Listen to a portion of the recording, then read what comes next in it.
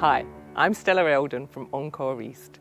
We're a company of dancers over 50 and we work in Suffolk. We're here along the beautiful Suffolk coast and here at the Bawdsey Radar Museum to create a site-specific dance work. It's a historical site and it is the first site of radar, and Graham is going to tell us a little bit about that in a moment. Our work is going to be based on the ideas of defence and man's need to defence against the world, against nature and against time. We're looking at what it means to be a collective of dancers and how we feel about that and how we fit into our environment. So let's take a look at the museum.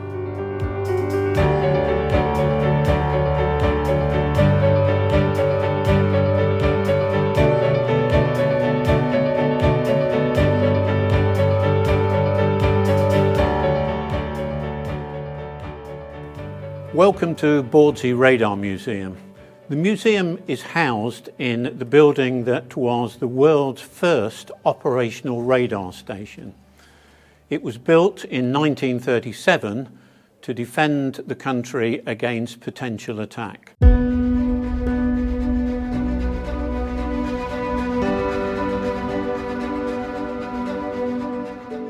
And the museum is in a concrete bunker.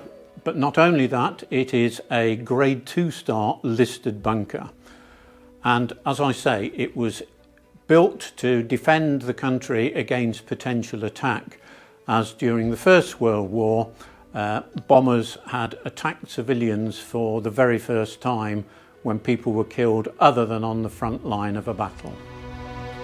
So what we have here is one of the original bits of equipment that were left when everything else was stripped out. This was a vital bit of equipment in terms of the fact it controlled the power to the transmitters, the radar transmitters, and it enabled the engineers to increase or lower the power. It was connected to the mains because the mains frequency was used to coordinate all the radar stations that were located around the coast of Britain.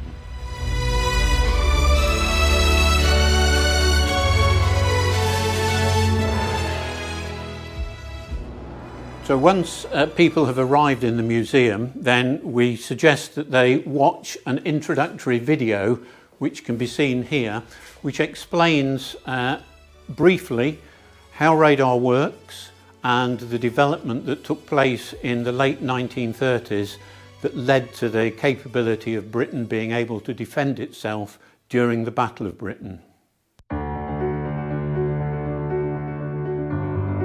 So what we have is the air handling room. Should there be a gas attack on the building, then the air was filtered to allow people to continue to work. The telephone exchange, the telephone lines were vital because the information that the radar operators took from their screens was passed back to Fighter Command at Bentley Priory in North London. We then moved through to the main area of the museum where originally the radar transmitters were located, and this now presents a timeline of the development of radar. In the mid-1930s, the Air Ministry were concerned about how we were going to detect aircraft should there be another world war. The first idea was to use concrete ears, which can be seen on the display, and they were okay, but between World War I and World War II, aircraft had developed dramatically. They flew faster, they flew higher, and they could carry greater bomb loads. And as a result, the concrete ears, listening for the sound of the engines, didn't work particularly efficiently, and during any tests the aircraft had passed overhead before they were detected. A second option that the Air Ministry looked at, because they'd heard rumours about death rays being experimented with, was the Air Ministry offered a prize of £1,000 to the first person who could kill a sheep at 100 yards. The sheep, you'll be pleased to hear, were not harmed because the initial calculations carried out by the technical people appointed by the Air Ministry proved that you would need more power than the whole of the UK could generate at that time to kill a sheep at 100 yards. But the technical people said, well, what are we trying to do? We're trying to detect aircraft, so how can we do that? And the suggestion was that radio waves could be used to detect the aircraft. And so in early 1935, an experiment was set up near Daventry in the Midlands, and the Air Ministry flew a Hayford bomber backwards and forwards between the BBC Daventry transmitter and the receiver that had been set up in a field nearby.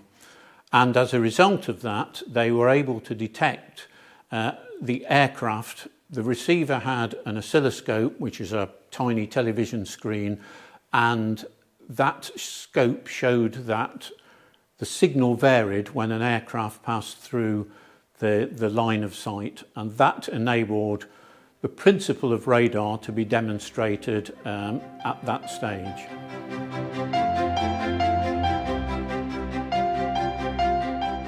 So once the Daventry experiment had proved the principle of using radar to detect aircraft, then the Air Ministry allocated funding, and a team of scientists and engineers moved to Orford Ness, which is just up the coast from Bawdsey. They developed the technique quite rapidly, and within a few months were able to detect aircraft at around 50 miles distance. But Orford Ness wasn't the most convenient of locations for development, and so in early 1936 the team moved to Bawdsey Manor, which was bought by the Air Ministry. They continued the development, and as time progressed, again they were able to detect aircraft at 100 miles plus, and therefore the Air Ministry allocated funding for the first 5 operational radar stations, the first of which was here in this building at Bawdsey.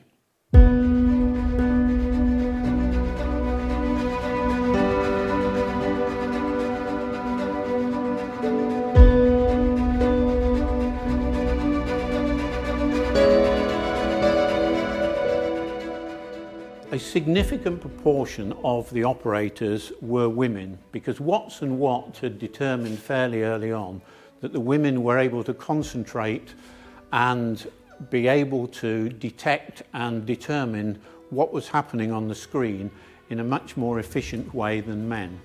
And so we had a significant number of female operators, and there were some 7,500 trained to be radar operators by 1942 at a purpose-built training school here at Bawdsey Manor. One of the challenges for operators who arrived on site here at Bawdsey and all the other radar stations was that they were expected to climb to the top of the 360-foot lattice steel tower in case any work had to be done, were there damage or anything like that, which was always entertaining for people who were not used to climbing to heights. But as a result of the radar work, we were able to be successful in the Battle of Britain, and we were able to keep the Luftwaffe at bay.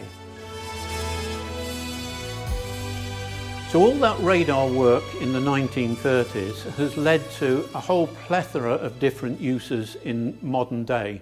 So radar is used for detecting planes, cars, lorries, ships, spacecraft. It's used for weather forecasting. It's used for detecting the thickness of ice. It's used for detecting earthquakes. It's used for medical purposes and a whole plethora of other things, including space exploration.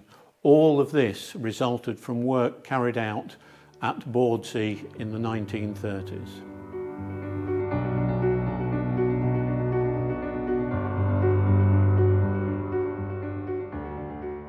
So that's the story of the development of radar here at Bawdsey. If you're ever in the east of England, then please do come and visit us. We do focus very much on the story of the development of radar and of the people involved, rather than it being a technical exhibition.